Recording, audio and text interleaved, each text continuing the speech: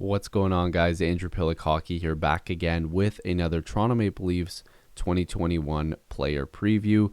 Now, this guy here is interesting, and this seems to be a word that I've used quite often when I'm making these videos, but Nick Robertson is a dark horse to be a very, very, very talented player for this team going forward.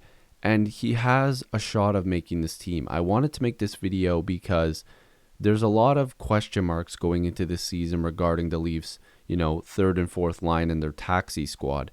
It would be easy to say Robertson will be on the taxi squad and get into games, but there's another part of me that thinks that this guy could be a regular on this team and not just in a smaller capacity. I think the Leafs really want to give this guy a shot, especially if guys like Mikheyev or Jimmy Vesey or even Simmons doesn't work out in terms of, giving them good minutes. It's not just about the physicality of Simmons. It's not just about the size of Mikheyev. And it's not just about the chance that you take with Jimmy Vesey. If Robertson is outplaying people on this team, he's going to get the shot. They're not just going to be like, oh, well, because we signed, this guy for over $1 million, we're going to play him instead of Robertson. No, whoever is playing the better game is going to play. And that's what the Leafs have been saying. There's no guaranteed spots unless, you're named Austin Matthews or William Nylander or Mitch Marner or John Tavares in the forward core. You're not guaranteed to be playing anywhere. You need to earn those spots. And Nick Robertson, if any of you, I know some people out there don't like that he's 5'9". They don't like that he's a smaller guy. But man, please, I'm begging you, turn this video off. Please, I'm literally begging you to stop listening to me and go look up his work ethic and all the people that talk about him, that the training, the way that he treats his body, he's not afraid to get hit. He's not afraid to get into the dirty areas. He's a smaller guy, but he's not soft. The guy doesn't care. He really doesn't. And he's a muscular type of guy.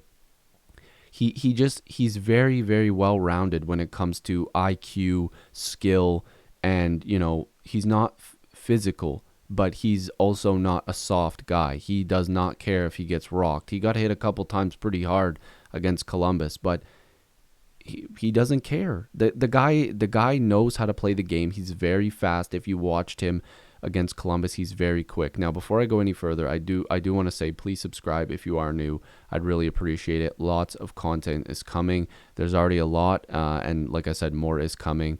So I'd greatly appreciate it. But again, just thank you for watching. But I want to get back into this here because let's look at some numbers. But he's 19, so he's very young. And of course, he got his first look when he played against Columbus. But 5'9", 164, left-handed shot. Former second round pick for the Maple Leafs. This was a steal. This kid was a steal. Trust me. When we get to see him play more than just like he did against Columbus, we're going to see a lot more. This kid is going to be a 20-goal scorer for this team. Guaranteed. Maybe it's not this year. I hope it's this year. But he had the 1 goal in 4 games against Columbus, but I really liked his speed. I love the way that he kept up as a young guy. But for Peterborough this year, in a shortened season, 86 points in 46 games played. He had 55 goals. He was definitely going to hit 60 without the season being cut. He was going to hit 60 goals. This kid is an absolute rocket. He literally can score all the time. Look at the shots, 255 shots, 10 game-winning goals. He's clutch. He has lots of power play goals, lots of power play points, assists, shorthanded goals. He had 8. He's fast. He's very fast. He's got a rocket of a shot. I'm pretty sure I said he's a rocket. I literally just made it sound like I was complimenting his looks. It's a little weird. I meant he has a rocket of a shot. But 55 goals in 46 games played. The guy was scoring more than he was in games. They're just insane numbers.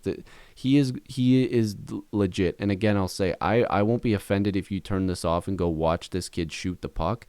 Man, he works his ass off. He is a very, very, very smart and gifted hockey player, but he puts in the work. He did this for himself. what, United States, World Juniors. He didn't go this year. The Leafs did not send him there. They didn't want him to get injured. They wanted to give him a shot to make this team. They're very serious about him playing for this team. I'm telling you guys right now, there's guys on this team that do not have that guaranteed spot that people think they are. Like Mikheyev, I love the guy. He's got his new little 2-year deal, but he could easily fall to that third line. Jimmy Vesey might be on the taxi squad, and Robertson gets that look with the skill guys up front. Or maybe Robertson plays on the third line with Kerfoot. I don't know.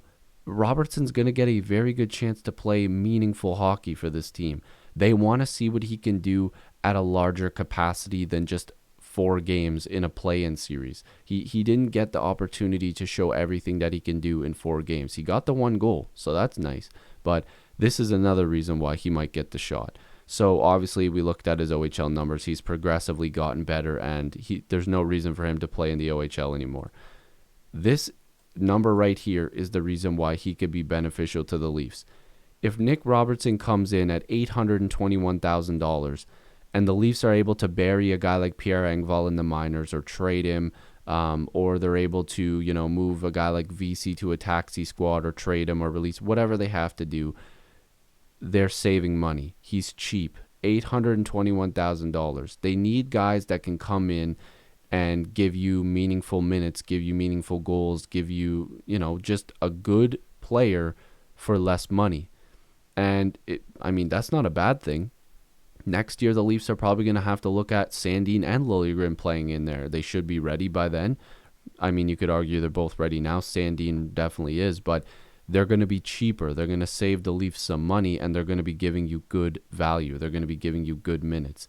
And that's something that I'm very excited with Robertson, because he is cheap, and I think that he's just a fantastic hockey player. Like, I have to emphasize this. Just because a guy is smaller in height doesn't mean that he's not going to be able to withstand the physicality of the NHL. We've seen that Robertson can do it.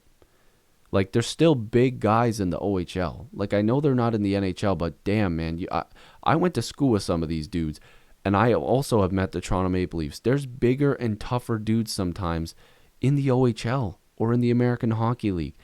They're like, it's hard to imagine, but these guys come from these leagues. A lot of these guys start from the OHL or the AHL. Like, it's not like these big kids don't exist. Like, the strength and all that.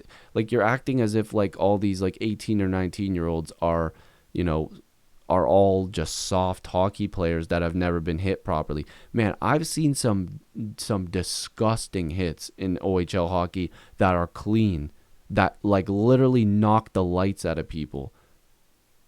Like, you guys are forgetting, Drew Doughty came from the OHL, and that guy has some nasty hits. Like, these kids learn how to throw these massive hits when they're 18, 19 years old. Some just are born with it. Robertson's been hit hard, but guess what? There's not a lot of people that can catch him because he's fast, and that's something that the Leafs like. They like speed, they like skill, and he's not afraid to get hurt. And I think that people should admire that. So hopefully you guys enjoyed this video. If he makes the team, I'll be pumped. If he doesn't, I'll know that he'll have a chance to make this team in the coming years. And I think that he's proven that he can. He can hang with these guys. He's a good hockey player. So if you're new, make sure to subscribe. I'd really appreciate it. And again, I do appreciate you guys as always. Hopefully I'll see you in the next video or stream. Peace.